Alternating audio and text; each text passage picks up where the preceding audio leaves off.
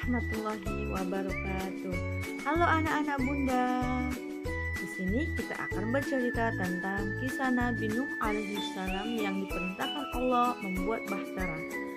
Nah, sebelum kita memulai bercerita, terlebih dahulu Bunda memperkenalkan diri dulu ya.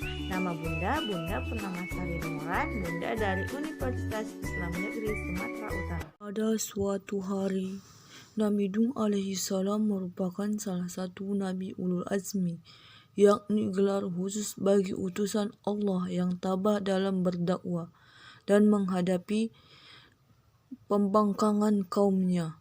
Nabi Nuh alaihi salam diutus oleh Allah Subhanahu wa taala untuk kaumnya di kawasan Sungai Efrat dan Tigris. Di wilayah itu ada raja zalim bernama Darmasil. Dia adalah manusia yang pertama kali memeras dan meminumnya arak. Juga orang yang pertama kali bermain judi dan pertama kali yang membuat baju dengan dihiasi emas. Dia dan kaumnya adalah penyebab 5 berhala. Konon berhala ini dikelilingi 1.700 berhala. Pada berhala itu dibuatkan rumah yang terbuat dari marmer yang berwarna-warni. Di setiap satu rumah panjangnya 1.000 juro. Begitu juga lebarnya.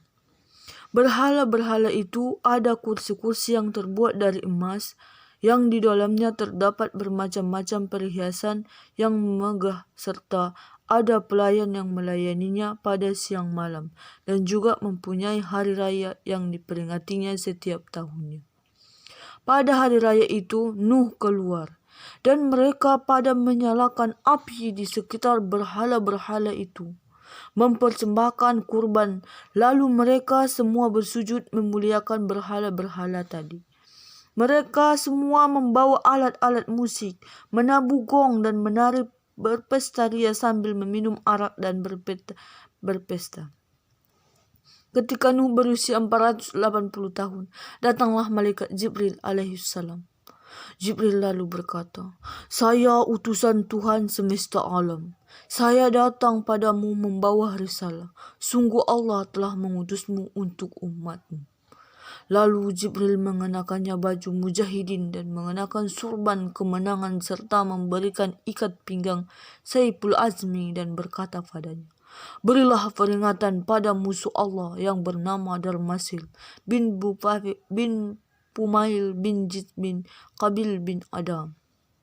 Namun peringatan dan ajakan Nabi Nuh alaihissalam tersebut tidak digubris sang raja dan rakyatnya. Nuh berkata, "Ya Tuhanku, janganlah engkau biarkan seorang pun di antara orang-orang kafir tinggal di atas bumi. Sesungguhnya, jika engkau biarkan mereka tinggal, niscaya mereka akan menyesatkan hamba-hambamu dan mereka tidak akan melahirkan selain anak yang berbuat maksiat lagi sangat kafir." Maka Allah memperkenankan doanya dan membinasakan semua manusia-manusia yang ada di muka bumi, dari kalangan orang-orang kafir hingga anak Nuh sendiri yang memisahkan diri dari ayahnya dan bergabung dengan kaumnya dalam kekafiran. Sebelum datang azab berupa banjir besar, Nabi Nuh diperintahkan oleh Allah Subhanahu wa taala untuk membuat bahtera besar 3 lantai dengan panjang 200 meter. Nuh bersama para pengikutnya yang beriman membuat perahu besar di sebuah gurun. Aksi Nabi Nuh tersebut menjadi bahan olok-olokan kaumnya. Hingga suatu hari badai itu datang. Hujan deras disertai badai menerjang seluruh daerah tempat kaum Nabi Nuh berada. Dengan cepat Nabi Nuh dan pengikutnya beserta hewan ternak dan 7 bahan pokok sebagai pembekalan dibawa ke kapal yang sudah dibuat. Nabi Nuh menunggu anaknya yang berharap bisa naik di kapalnya. Nabi Nuh memanggil-manggil anaknya hingga 3 kali, namun anaknya lebih memilih mengungsi ke gunung yang dianggapnya bisa menyelamatkan dari banjir. Anaknya mengatakan seperti yang diceritakan oleh Allah Subhanahu wa taala, "Aku akan mencari pelindungan ke gunung yang dapat memeliharaku dari air. Tidak ada yang Nabi Nuh berkata, tidak ada yang melindungi hari ini dari azab Allah selain Allah saja yang Maha Penyayang, dan gelombang menjadi penghalang antara keduanya, maka jadilah anak itu termasuk orang-orang yang ditenggelamkan. Setelah hampir 6 bulan perahu Nabi Nuh berlabuh tepat pada hari Asyura, yaitu tanggal 10 hari bulan Muharram. Kemudian berpuasalah Nabi Nuh di hari itu. Sebagai ungkapan syukur kepada Allah, Nabi Nuh juga memerintahkan semua penumpang untuk ikut menunaikan puasa sebagai tanda syukur atas kenikmatan yang telah diberi Allah Subhanahu wa taala. Para hewan semua juga ikut melakukannya. Kisah yang dapat diambil dari kisah Nabi Nuh alaihissalam.